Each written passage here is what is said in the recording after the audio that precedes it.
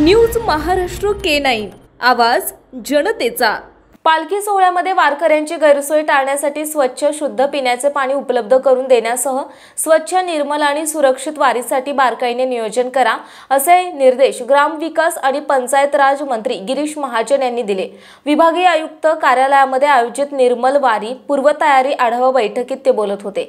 यावेळी ग्रामविकास विभागाचे प्रधान सचिव एकनाथ डवले, विभागीय आयुक्त डॉक्टर चंद्रकांत पुलकुंडवार, पुणे जिल्हा परिषदेचे मुख्य कार्यकारी अधिकारी संतोष पाटील, उपायुक्त समीक्षा चंद्राकार, वर्षा लड्डा उंटवाल, विजय मुळीक, निवासी उपजिल्हाधिकारी ज्योती कदम तसेच सातारा, सोलापूर, नाशिक आणि जळगाव जिल्ह्याचे जिल्हाधिकारी आणि मुख्य कार्यकारी अधिकारी दूरदृश्य प्रणालीद्वारे उपस्थित होते। मंत्री श्री महाजन म्हणाले, यावर्षी पालखी सोहळ्यासाठी गतवर्षीपेक्षा अधिकचा निधी उपलब्ध करून देण्यात आलेला आहे। पालखी सोहळ्यासाठीची कामे पारदर्शकता ठेवून वेळेत पूर्ण करावीत। प्रत्येक मुक्कामाच्या ठिकाणी पालखी मार्ग आणि विसावा स्थानांवर स्वच्छता राखली जाईल याची विशेष खबरदारी घ्यावी। स्वच्छतेसाठी पुरेशा प्रमाणात फिरती शौचालय आणि अधिक प्रमाणामध्ये स्वच्छता कर्मचाऱ्यांची नियुक्ती करावी। पंढरपूर येथे पालखी तळावर पुरेशा प्रमाणात आणि मोठ्या आकाराच्या कचरा कुंड्या ठेवाव्यात। निर्मल वारीच्या यशस्वीतेसाठी प्रत्येक जिल्ह्यातील स्वयंसेवक, सेवाभावी संस्था, NCC आणि NSSच्या विद्यार्थ्यांना सहभागी होण्याबाबत आवाहन करावे। पंढरपूर शहरातील वीज पुरवठा अखंडित राहील याची दक्षता घ्यावी। पिण्याच्या पाण्याच्या स्त्रोतांच्या ठिकाणी आवश्यक असल्यास जनरेटरची सुविधा उपलब्ध करून द्यावी। पावसाच्या पार्श्वभूमीवर पालखी मुक्कामाच्या ठिकाणी चांगली व्यवस्था होईल याकडे लक्ष द्यावे। टँकरमधील पाण्याच्या शुद्धतेबाबत नियमित तपासणी करावी।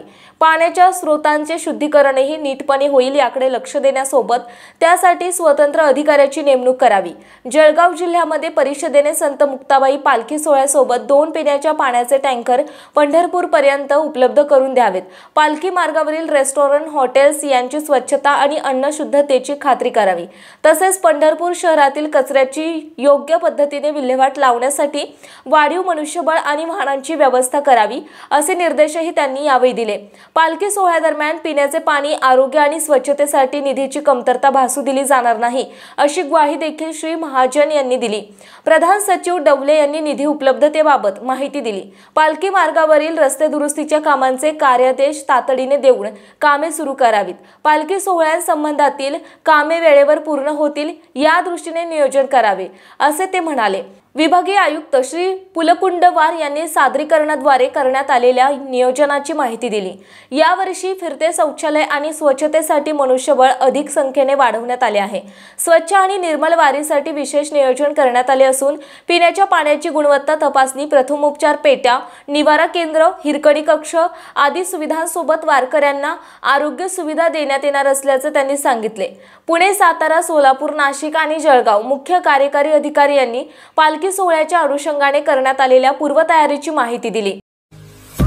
महाराष्ट्रातील महत्त्वाच्या आणि ताज्या बातम्या पाहण्यासाठी आमच्या न्यूज महाराष्ट्र K9 चॅनलला YouTube वर सबस्क्राइब करा आणि बेल आयकॉन प्रेस करा।